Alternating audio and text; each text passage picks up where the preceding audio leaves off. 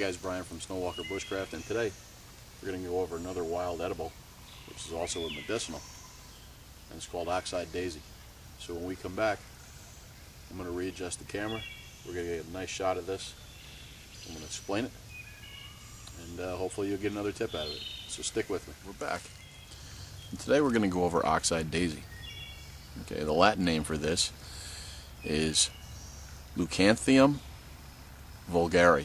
Now again, my Latin is not the greatest, but that's what it is. Where do we find this? We find it in fields, we find it in roadsides, lawn edges, and basically disturbed clearings out in the woods and things of that nature. Basically, they're described right now. I found one that actually has not bloomed all the way, and you can see this bud that's right there.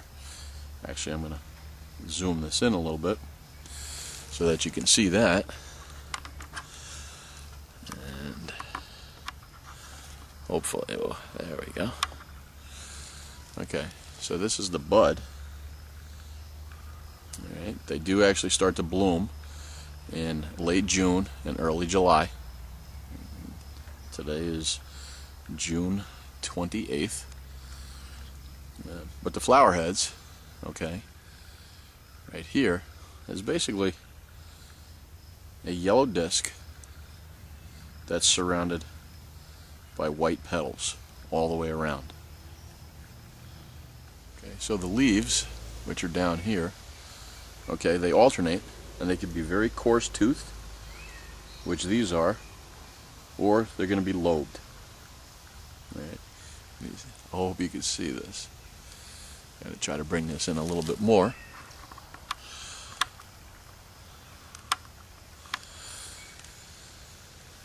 Okay. And there's a good shot of it. There's a good shot of the leaf. Okay. Nestled in this little patch actually is some clover, and I actually have some wood sorrel over here. So let me just back this out.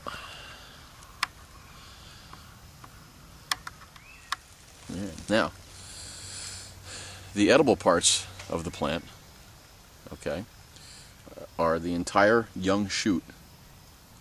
So everything above the ground you can eat.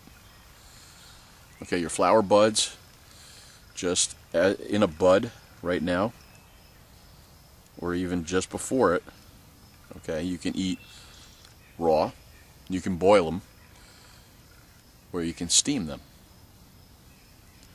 The leaves themselves, you can eat raw as a nibble. Okay, they are high in provitamin A and vitamin C. And the flower heads, okay, you can eat them fresh, or you can dry them and use them for an infusion. You can also use the leaves and the flower heads raw as well for an infusion.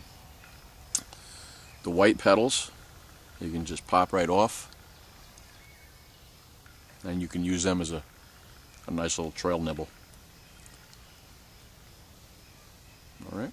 In the medicinal areas, or the medicinal properties of oxeye daisy, the plant contains what's known as a saponin, which is S-A-P-O-N-I-N-S.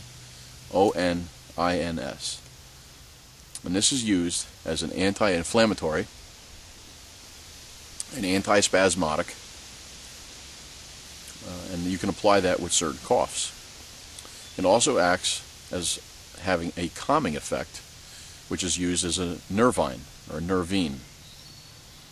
It does have expectorant qualities, so there you would use it as an infusion, but it also works as a vulnerary, so you can use it as a poultice. Now, same way that you would use plantain as a poultice, you could also apply it the same way here. Or you take the leaves, and you dry the leaves, and you can turn it into a paste, and you can use it in that respect. Alright guys, so essentially oxeye daisy, fields, clearings, disturbed areas, roadsides, things of that nature. We know we don't take things from the roadside because they do spray with pesticides. So you should always gather off the road at least 50 feet, okay, just to be safe for yourself.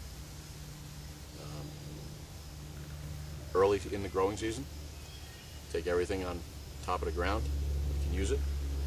You can use it as a decoction, or I'm sorry, we can use it as an infusion. We can use it as a paste, and we can use it as a poultice and the medicinal properties.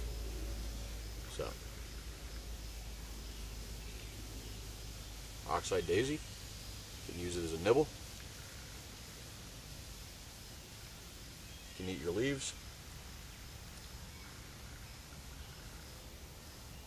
And the nice thing about the leaves is, a lot of times during the growing season, the greens get bitter, and these don't get bitter. So, oxeye daisy, it's what's for dinner.